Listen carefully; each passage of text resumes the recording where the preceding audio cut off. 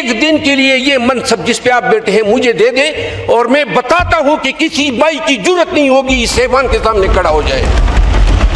صرف محترم ایاز صادق صاحب آپ پہ سوال اٹھ رہا ہے. اگر آج آپ یہ نہیں پوچھیں گے 5 اگست کو اپنے پارلیمنٹیرین کو کس کھاتے میں بند کیا, گیٹ کو تالے لگا دیے, اتنی اندھیر نگری ہے, اتنا چوپٹ راج ہے, اور یہ آج ہو رہا ہے, یہ نفرت کو جنم دے رہا ہے. یہ احترامی آدمیت ہے, میں نے کو جناب کالر سے پکڑ کے گھسیٹو تانے دار بغیرت کھڑا ہوتا ہے اور پوچھنے والا کوئی نہیں ہے اس ایوان میں. میں نہیں بولا ہوں, میں تو کوئی 2 مہینے کے بعد مجھے وقت ملا ہے, 2 منٹ دے دے میں ذرا. بہت شکریہ جناب چیئرمین. محترم اسد قیصر صاحب نے جو باتیں کی ہیں میں بھی ان ایشوز پہ بات کرنا چاہتا تھا, تو لہذا تھوڑا سا اسپیسیفک ہو جاؤں گا.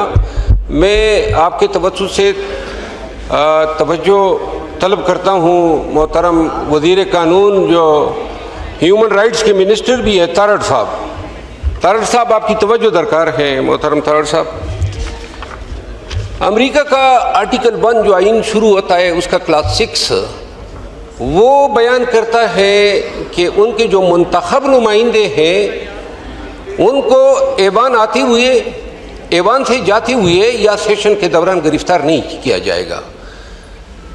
اور ہمارا آرٹیکل 66 سب آرٹیکل 1 ہمارے آئین کا وہ پریویلیجز دیتا ہے اس ایوان کو, اس ایوان کے ممبرز کو. پھر ایک جناب تارڑ صاحب اگر آپ تھوڑی سی گپ شپ سے فارغ ہو جائیں. تارڑ صاحب جناب آپ کی توجہ درکار ہے. آرٹیکل 66 سب آرٹیکل 1 جو ہے وہ پریویلیجز دیتا ہے اس ایوان کے ممبران کو, خصوصاً جو یہاں ہم بات کرتے ہیں وہ پراسیکیوشن سے امیونٹی ملتی ہے. جناب چیئرمین, 2 باتیں محترم اسد قیصر صاحب نے کہی. اپوزیشن کسی بھی جمہوری نظام میں اقتدار کو آئینہ دکھاتا ہے, اور یہ کہنا کہ جمہوریت کے لیے, جمہوریت کی بقا کے لیے اپوزیشن کا کردار جو ہے انتہائی اہم ہے. اب ایسے دور میں جب سینٹ اور قومی اسمبلی دونوں میں ہم اپوزیشن رہنماؤں سے محروم ہو گئے ہیں, منسٹر لا اچھی طرح جانتے ہیں کہ 109 تعزیرات پاکستان کے تحت زرتاج گل کو یا عمر ایوب خان کو یا شبلی فراز صاحب کو سزا دینا, اور پھر ابھی بہت سارے مقدمے جس طرح اسد قیصر صاحب میں ان کا وکیل تھا, 9 مئی کے کیسز میں یہ چارسدہ میں بھی ملزم ہے, سوابی میں بھی ملزم ہے, اسلام آباد میں بھی ملزم ہے, اور وہ فیصلے ابھی آنے ہیں.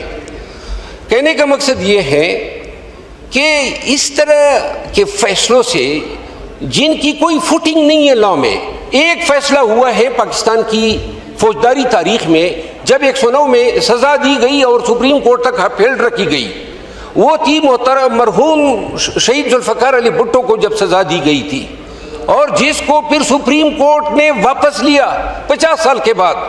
آج اسی 109 کے تحت پورے ملک میں پاکستان تحریک انصاف سے وابستہ رہنماؤں کو جو ہے ایسے جج صاحبانوں کو استعمال کیا جا رہا ہے. اور اب یہ نظام عدل پہ دنیا بھر کی جورسڈکشن میں یہ قانون ہے کہ اگر کوئی غلط کیس دائر ہوتا ہے اور غلط پروسیکیوشن ہوتی ہے, دبئی میں ہے, گلف میں ہے, قطر میں ہے, آسٹریلیا میں ہے, حتیٰ کہ UK میں ہے, آپ نے غلط دعوے داری کر دی اور آپ اپنا کیس ثابت نہ کر سکے تو آپ کے لیے سزا ہے. گواہ نے جھوٹ بولا تو اس کے لیے سزا ہے. ہمارے تعزیرات پاکستان کے 193 کے تحت پرجری ایک جرم ہے.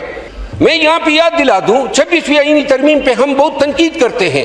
مجھے 26ویں آئینی ترمیم کی ایک چیز بڑی اچھی لگی ہے, گرچہ اس میں کوئی شک نہیں ہے کہ اس ترمیم نے عدلیہ کی آزادی کا جنازہ نکال دیا, لیکن ایک چیز بار بار اس ایوان کے ممبران کو سزائیں, کنٹیمپٹ میں سزائیں, پرائم منسٹر سزا پہ, ایک چیز اس کی واحد یہ خوبصورتی ہے. باقی میں یہاں پہ جس چیز کی طرف توجہ دلانا چاہتا ہوں وہ ہے محترم ایاز صادق صاحب. ان کے ساتھ میرا بہت ہی احترام کا رشتہ ہے اور میں بہت ہی زیادہ رسپیکٹ کرتا ہوں, بہت زیادہ پسند کرتا ہوں اس کی شفقت کو. یہ تیسری دفعہ ہے اسمبلی کے گیٹ پہ پولیس آ جاتی ہے. تارڑ صاحب آپ بتانا پسند کریں گے کس قانون کے تحت آتی ہے؟ پاکستان کے کس قانون کے تحت اسمبلی کے گیٹ پہ ایجنسیاں اور پولیس آ جاتی ہے؟ کوئی بتائے گا اس ایوان کو؟ اور کیا اس ایوان کی توقیر اتنی ہے؟ پولیس آ گئی اسی ایوان کے سامنے, مجھے دھکے دے کے گھسیٹ کے پولیس نے گرفتار کیا تھا. اس ایوان کا میں ممبر ہوں. کیا اور کیا جرم کیا تھا آج تک مجھے پتہ نہیں ہے, لیکن انہوں نے گھسیٹا کیمرے کے سامنے. کوئی ونڈیکیشن ہے؟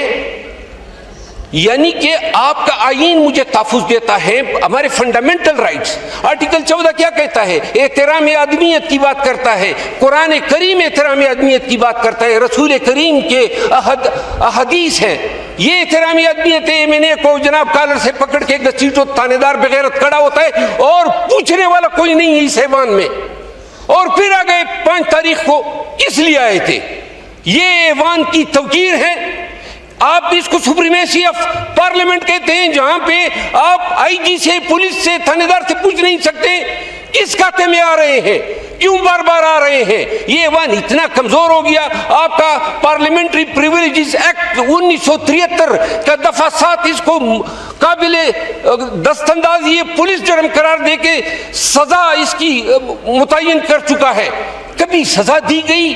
کیوں ہم یہاں پہ یو کے میں بھی چھاپا مارا تھا نا ممبر آف دا پارلیمنٹ گلین پہ, اور اس کی سزا دی گئی اس پولیس والے کو. یہاں پہ تو آوائی آوا بگڑا ہوا ہے. اب میں نون اور پیپل پارٹی کے محترم پارلیمنٹیرین سے ایک گزارش کرتا ہوں. چارٹر آف ڈیموکریسی آپ لوگوں نے پاس کیا. کس چیز کی چارٹر آف ڈیموکریسی تھی؟ کہ جمہوریت کی بالادستی ہوگی.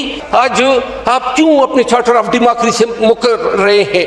یہ جو رویے پی ٹی آئی کے ساتھ ہو رہے ہیں, یہ اتنا ہی فرق ہے آپ اور ہم میں. ہم ادھر بیٹھے ہیں, آپ ادھر بیٹھے ہیں. اگر یہ کردار آپ ہمارے لیے پسند کر رہے ہیں, آپ کو اچھا لگتا ہے کہ جیل کے سامنے, اڈیالہ جیل کے سامنے پارلیمنٹ تھینک یو سر, تھوڑے سا ٹائم دے تاکہ جی میں یہ گزارش کروں. بڑی لمبی لسٹ ہے ابھی, اور ممبرز نے بھی اتنی لمبی تو میں نہیں بولا ہوں. میں تو کوئی 2 مہینے کے بعد مجھے وقت ملا ہے. 2 منٹ دے دے. میں ذرا رضا ربانی صاحب کے ساتھ ہوا تھا نا یہاں پہ سینٹ میں ایک بیوروکریٹ نے, تو سینٹ کو سلام ہے اس وقت کی سینٹ کو, کھڑی ہو گئی رضا ربانی صاحب کے ساتھ.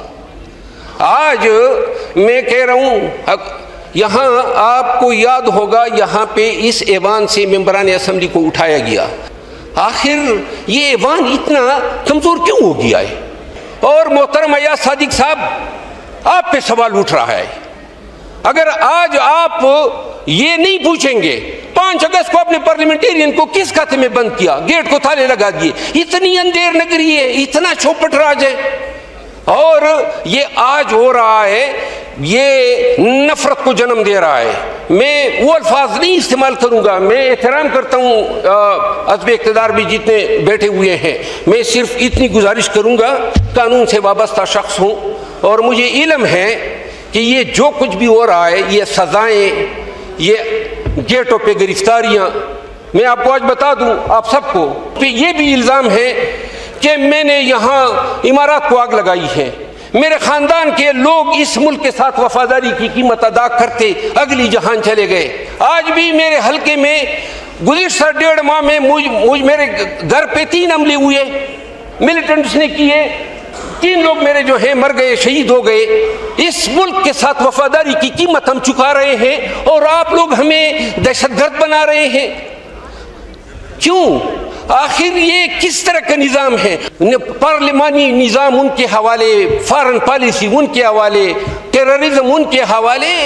خدا رسول کے خاطر یہ وقت گزر جائے گا, لیکن یہ ایک واقعہ, یہ اسمبلی کے باہر پولیس کا کھڑا ہونا کس کھاتے میں کھڑا ہے؟ ایک دن کے لیے یہ منصب جس پہ آپ بیٹھے ہیں مجھے دے دیں, اور میں بتاتا ہوں کہ کسی بھائی کی جرت نہیں ہوگی اس ایوان کے سامنے کھڑا ہو جائے. صرف ہمت کی ضرورت ہے. آخر آج اس ایوان کو اگر آپ پولیس کی ان تباہکاریوں سے نہیں بچا سکتے ہیں، آج آپ اپنے ممبران اسمبلی کے عزت و ناموس کی کا تحفظ نہیں کر سکتے، یہ اس کے لیے مل بیٹھنا ہوگا۔ وہ آپ کی چارٹر آف ڈیموکریسی، آپ کی چارٹر آف ڈیموکریسی اور آپ کے قوانین، یہ دونوں فرض بناتے ہیں کہ ہم نے اس ایوان نے مل کے کم از کم، باقی رہے اقتدار آپ کو مبارک ہو، جو ہو رہا ہے اس میں کوئی میں یہ نہیں کہتا ہوں، لیکن خدا رسول کے خاطر اب یہ آخری فکر ہے اس ایوان کے تقدس پہ اس بار بار کے حملے کی روک تھام کے لیے ایک کمیٹی بنا دیں۔ 2.5-3 سالوں سے نہ کبھی کمیشن بنا ہے کسی بھی واقعے پہ، نہ کبھی جوڈیشل انکوائری ہوئی ہے، اور نہ کبھی یہ آپ کی پریویلیجز کمیٹی نے جو ہے کسی کو بلایا ہے۔ ایک دفعہ ایک سیکرٹری انٹیریئر کو ایک پولیس کے کسی ڈی آئی جی کو سزا دے، یہ کوئی ماورائی مخلوق نہیں ہے، یہ کوئی قانون سے بالا لوگ نہیں ہے۔ آپ دیکھیں گے کہ ایوان کے ممبران اسمبلی کا احترام بھی ہوگا۔ میں امریکہ گیا، جب میں واپس آ رہا تھا نیو یارک ایئرپورٹ سے، تھینک یو جی۔ باقی ممبرز نے بھی بات کرنی ہے۔ چل عالیہ کامران صاحبہ، جی سر، چلے بات مکمل کریں پلیز جلدی سے۔ جی شوز نکال دیں، تو میں شوز نکال رہا تھا تو سیکیورٹی والے نے کہا جی آپ کیا کرتے ہیں، تو میں نے کہا جی پاکستان میں ممبر پارلیمنٹ ہوں۔ انہوں نے کہا جی آپ شوز واپس لیں، یو آر ریسپیکٹڈ فار اس۔ کاش یہ احترام ہمیں پاکستان میں ملتا۔ Thank you.